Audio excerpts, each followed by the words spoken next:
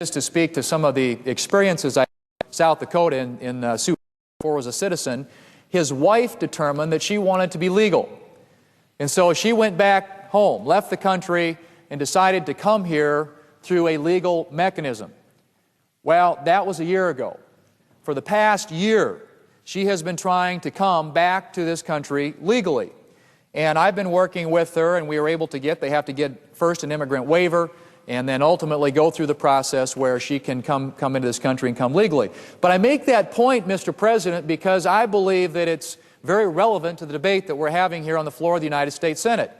If this woman, who wanted to do the right thing and decided to go back because she wanted to come into the United States of America legally, she didn't want to be here illegally, had just stayed here, under this bill, she could become legalized.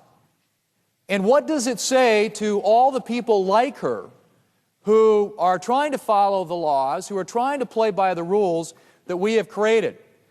And so that is one episode, one example, Mr. President, of, as I look at this debate and think about the consequences for those who have played by the rules, those who follow our laws, those who observe the rule of law in America, how it informs the way I view this issue. Now, we've been told throughout this debate that this is the best compromise that could be achieved. And after all, isn't compromise the essence of what the Senate is all about? It's coming to a consensus after a long debate. The difference with this grand bargain is that the die was cast long before the debate began. The process whereby this bill came to the floor bypassed the regular order, and its outcome has been ordained by the grand bargainers to prevent amendments that might actually improve the bill from becoming part of the solution to America's broken immigration system. Opposing the underlying bill or proposing amendments to improve it has led to labels such as anti-immigrant or nativist or xenophobic. Mr. President, I am none of the above. It is not anti-immigrant to be for the rule of law. It is not nativist to be for enforcing America's laws. And it is not xenophobic to believe that those who come to America should come here legally.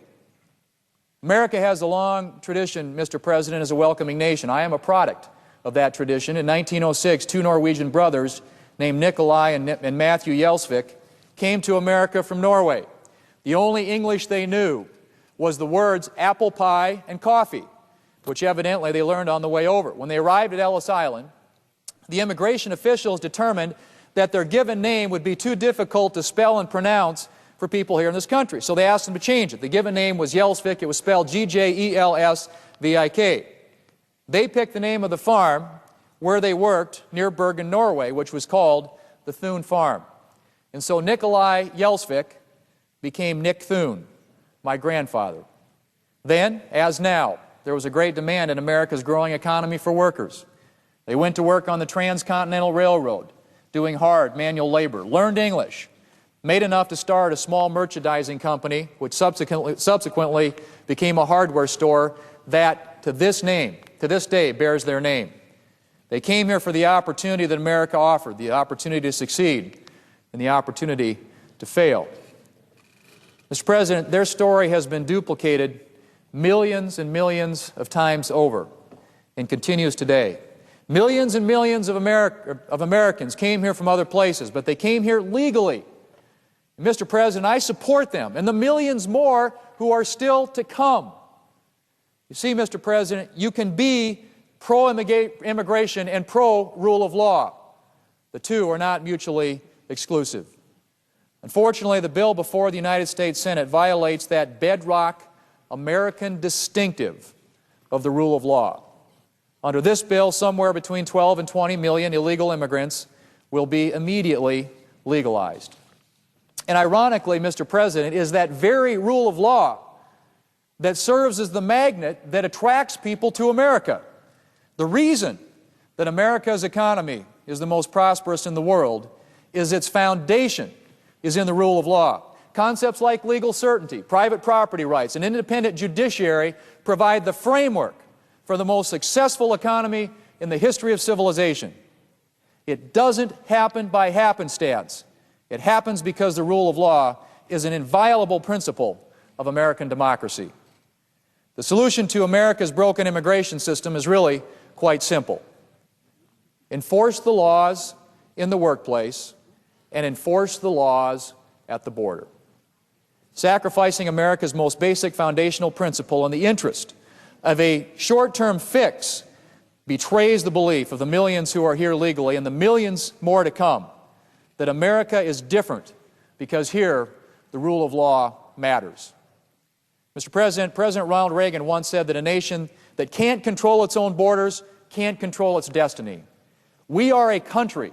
We are a nation. We need the strong border security measures in this bill, and we need the strong workplace verification measures in this bill, but the immediate legalization of 12 million people is a bridge too far.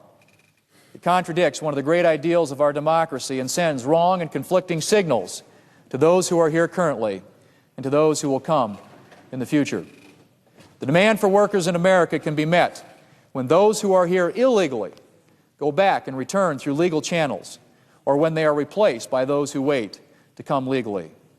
This bill, Mr. President, is the wrong solution, and I believe and I hope that the Senate will reject it.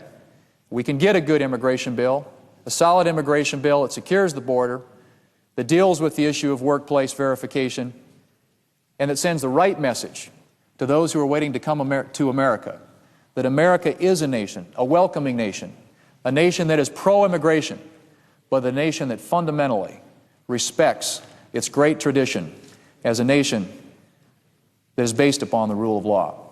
And so, Mr. President, I hope that those others of my colleagues, as they consider how they vote tomorrow on these important votes, will think about the importance of that tradition of the rule of law, the importance of the message that we send to those who have observed our laws, like the lady that I mentioned in Sioux Falls, South Dakota, or her husband who's in Sioux Falls, South Dakota, and as she hopes to come back to our great country and to our state, made a fundamental decision that she was going to play by the rules, she was going to follow the laws. There are so many like her. And Mr. President, what we want to do is send a message that people like her are welcome here, people who follow our laws. We don't want to reward those who come here illegally. And I believe that on a most basic level, that is what the legislation before the Senate does. And I would urge my colleagues on these important votes tomorrow to vote no. Mr. President, I yield back the balance of my time.